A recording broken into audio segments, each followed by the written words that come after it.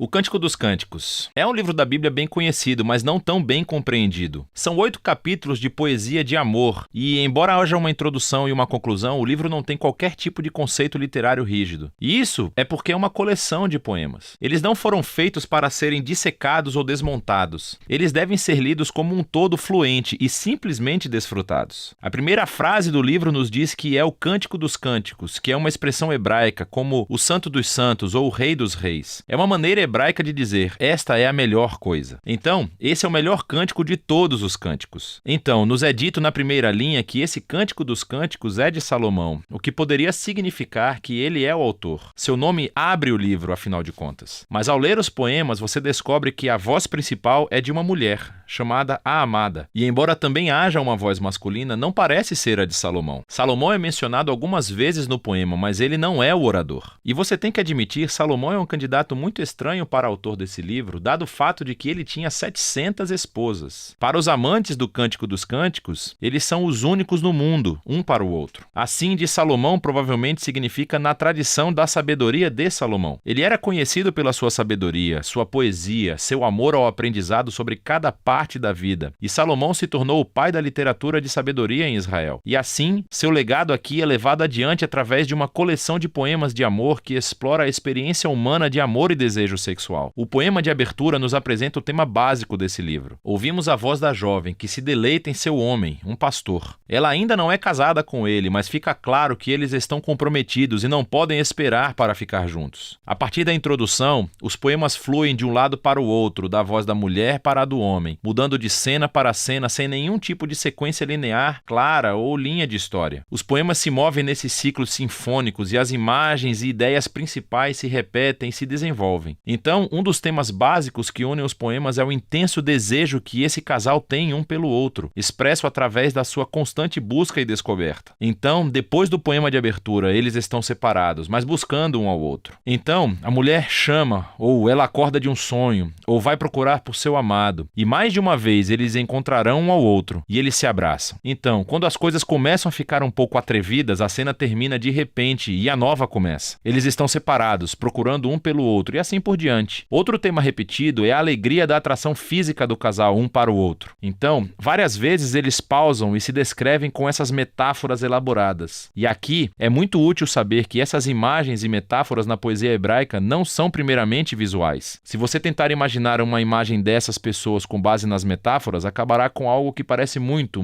estranho. O que você deve fazer é refletir sobre o significado dessas imagens relacionadas ao homem e à mulher. Então você lerá os ciclos poéticos e a atenção continuará aumentando no desejo, alegria e atração que eles sentem. E essa repetição em espiral é uma maneira poética de aumentar e focar o mistério e o poder do amor sexual. Tudo se encaixa na conclusão, que faz uma pausa para resumir o que são esses poemas. O amor é tão forte quanto a morte. Suas paixões são duradouras como a sepultura, suas labaredas são de fogo, uma chama divina. Muitas águas não podem extinguir o amor. Rios não podem varrê-lo. Se algum homem tentasse usar todas as suas riquezas para comprar o amor, a sua oferta seria desprezada. O poema destaca o poder e a intensidade do amor. Como é bonito, mas também perigoso. Como o fogo, o amor pode destruir as pessoas se elas forem maltratadas ou ser estimulante se estiverem protegidas. No fim das contas, o amor expressa o desejo humano insaciável de conhecer e ser totalmente conhecido e desejado por outro. O amor é uma das experiências mais transcendentes e misteriosas da vida humana. E como parte da tradição da sabedoria da Bíblia, esse livro diz que é uma dádiva de Deus. Depois disso, há um poema estranho sobre Salomão tentando fazer o que o poema anterior acabou de dizer que era impossível: comprar o amor. A mulher rejeita a oferta de Salomão e, em seguida, o livro conclui com o homem e a mulher. Eles estão separados novamente, na busca de um pelo outro. Ele liga para ouvir a voz dela. Ela implora para ele fugir com ela, e assim o livro termina. É totalmente aberto. Mas isso é muito parecido com o amor, que nunca termina verdadeiramente, porque há sempre mais para descobrir e perseguir em sua amada. E o verdadeiro amor não tem fim, e nem esse livro. Agora, através da história, a grande questão levantada pelo Cântico dos Cânticos é: o que raios a poesia de amor está fazendo na Bíblia? Houve 3 interpretações principais desse livro ao longo da história. Na tradição judaica, era lido como uma alegoria. Cada personagem é um símbolo. Então a mulher é Israel, o homem é Deus, e o seu amor é um símbolo da aliança entre Deus e Israel feita no Monte Sinai, na entrega da Torá. Essa visão fluiu para a tradição cristã, mas os personagens foram trocados. Então é sobre o amor de Cristo pelo seu povo, a igreja. E essa interpretação foi inspirada pelas palavras de Paulo em Efésios 5, de que o amor de um marido cristão pela sua esposa é um símbolo do amor de Cristo pela igreja. O que é interessante é que nos últimos 100 anos, descobertas arqueológicas entre antigos vizinhos de Israel no Egito e na Babilônia revelaram todos os tipos de poesia amorosa antiga, que é muito semelhante em linguagem e imagens ao do Cântico dos Cânticos. Vemos que a poesia do amor era uma parte significativa do ambiente cultural de Israel, o que levou a maioria dos estudiosos hoje a ver o Cântico dos Cânticos como o que ele se representa, um arranjo de poesia amorosa israelita que reflete o dom divino do amor. Mas isso não significa que seja apenas uma antiga poesia de amor. Há uma característica fundamental desses poemas que se destaca quando você os lê como parte do Antigo Testamento. E esse é o uso irresistível de imagens de jardim. Há ecos poderosos do Jardim do Éden e da cena idílica entre o casal nos primeiros capítulos do Gênesis. Então, a imagem do homem e da mulher, despidos e vulneráveis, mas completamente unidos e seguros um com o outro. Isso ressoa no painel de fundo de Cânticos dos Cânticos. É como se nesses poemas estivéssemos testemunhando o amor de um casal cuja relação não é contaminada pelo egoísmo e pelo pecado. E, finalmente, a canção mantém a esperança de que, embora nossos próprios relacionamentos sejam tão frequentemente distorcidos pelo egoísmo, o amor é um dom transcendente. E é para nos apontar para algo maior, para o presente do amor de Deus que um dia permeará e transformará seu amado mundo. E é disso que se trata o Cântico dos Cânticos.